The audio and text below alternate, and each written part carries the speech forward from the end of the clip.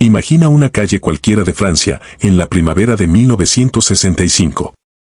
Un padre de familia sale de su trabajo, dobla la esquina de siempre, y algo lo detiene en seco. Frente a la casa del vecino hay un auto que nunca había visto. No es uno de esos sedanes pesados y solemnes que Peugeot llevaba fabricando desde hacía décadas. Es más pequeño, más liviano, con una cara que parece diseñada para gente como él. Si tu familia vivió en algún pueblo francés en esos años, hay una posibilidad real de que hayas visto uno de estos autos estacionado en casi cada cuadra. Tal vez tu abuelo tuvo uno. Tal vez fue el auto en el que aprendiste a reconocer el sonido de un motor por primera vez. Y si es así, quédate, porque vamos a contarte la historia real detrás de esa aparición silenciosa en la entrada de tantas casas, la apuesta que nadie dentro de la compañía creía que iba a funcionar. Y el auto pequeño que terminó salvando a uno de los nombres más grandes de la industria automotriz europea. Esta es la historia del Peugeot 204. Para entender por qué ese auto representaba tanto riesgo, hay que retroceder unos años más, a una época en la que Peugeot ni siquiera contemplaba fabricar algo tan modesto. En los años 50, el nombre Peugeot significaba una cosa muy concreta: autos sólidos, asientos cómodos, vehículos pensados para familias que ya tenían dinero guardado en el banco.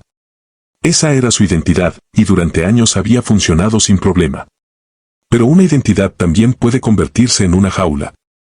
Mientras Peugeot seguía cómodo fabricando lo mismo de siempre, se abría una grieta justo debajo de sus pies. Su modelo más pequeño, el 203, había salido de producción sin ruido y nadie lo había reemplazado. Eso dejaba solo al 404 en el showroom, un auto que jamás había sido pensado para una familia obrera. Demasiado grande, demasiado caro. Un hombre con el sueldo de una fábrica simplemente no era el cliente que Peugeot tenía en mente. Y existía otro problema, uno que no tenía nada que ver con el dinero. La tracción delantera pertenecía a Citroën. La habían patentado desde 1934, y todos en la industria lo sabían. Que Peugeot se atreviera a pisar ese terreno no era solo arriesgado, era casi una humillación pública si fallaban. Aún así, en algún despacho de Sochaux, alguien tomó la decisión de intentarlo de todas formas. A los ingenieros les dieron un encargo que sonaba, francamente, imposible: construir un auto lo bastante amplio como para competir con el 404.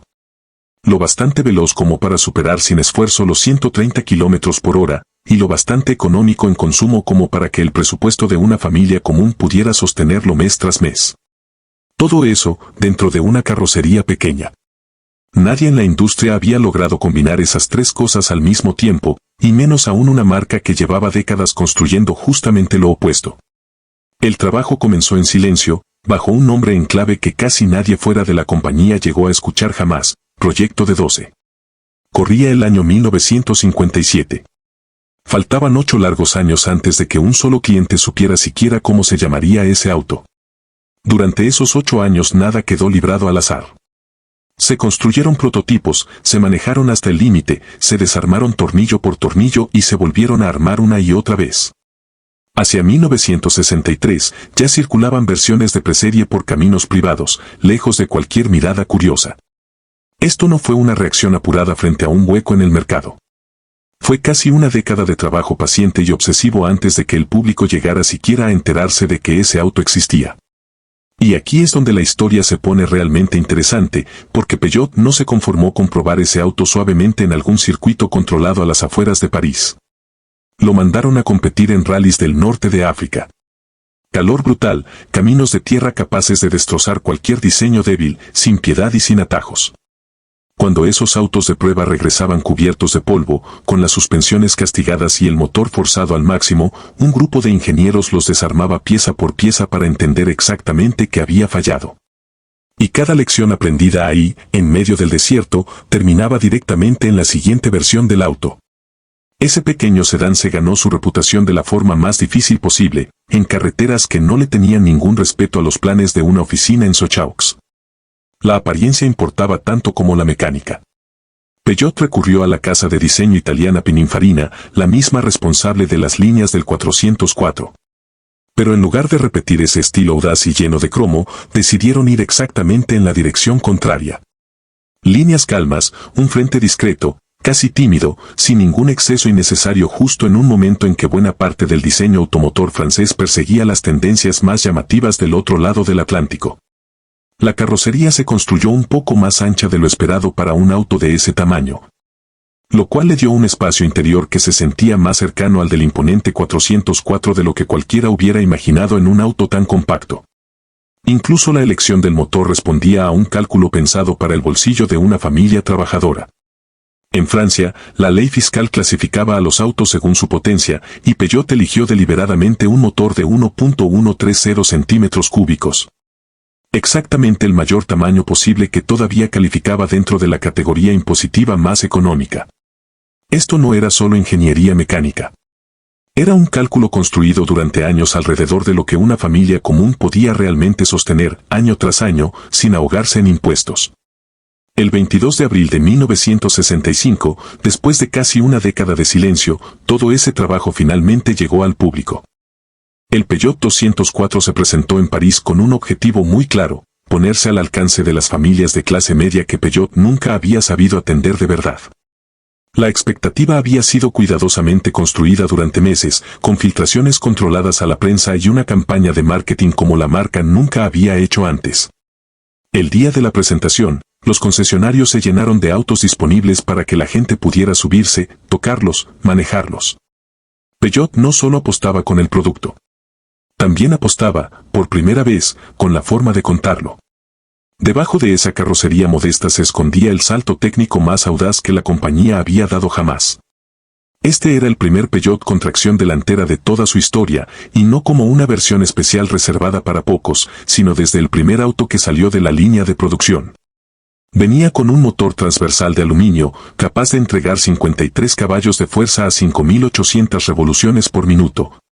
Frenos de disco en las ruedas delanteras y suspensión completamente independiente. Características que en ese segmento de precio prácticamente no existían.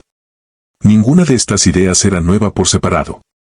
La tracción delantera llevaba décadas de patentes previas. El Mini ya había demostrado el layout de motor transversal años antes. Lo que Peugeot logró, algo que nadie más había conseguido hasta ese momento, fue combinar todo eso en un paquete pequeño, confiable y accesible, envuelto en una carrocería que nunca presumía de nada de lo que llevaba adentro.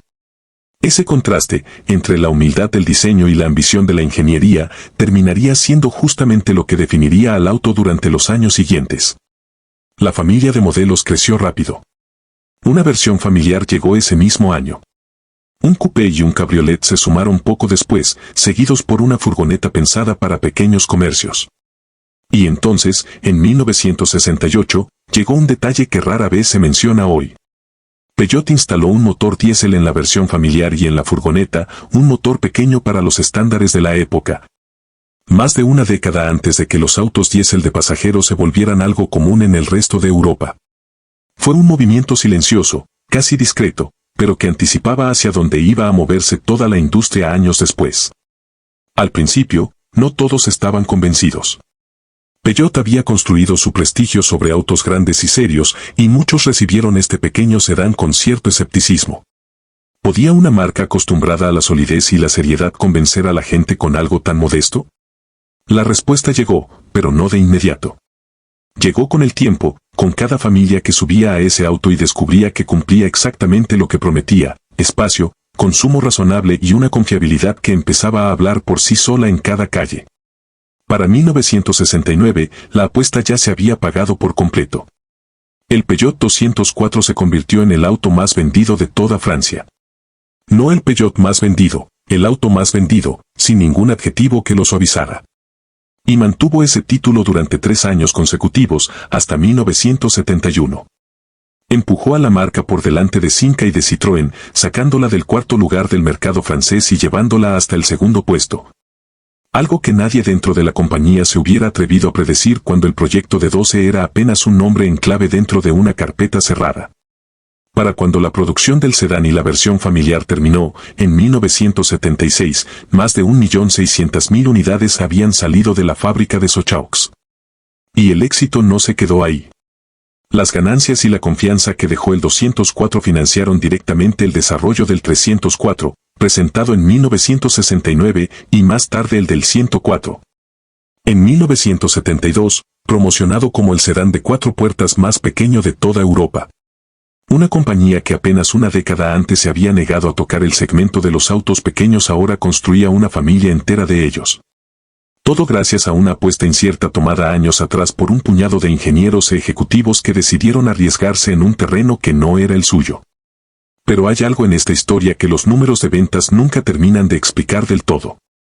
Si alguna vez viajaste en uno de estos autos siendo niño, o si tus padres tuvieron uno estacionado afuera de la casa durante años, probablemente ya lo sabes sin que nadie te lo diga.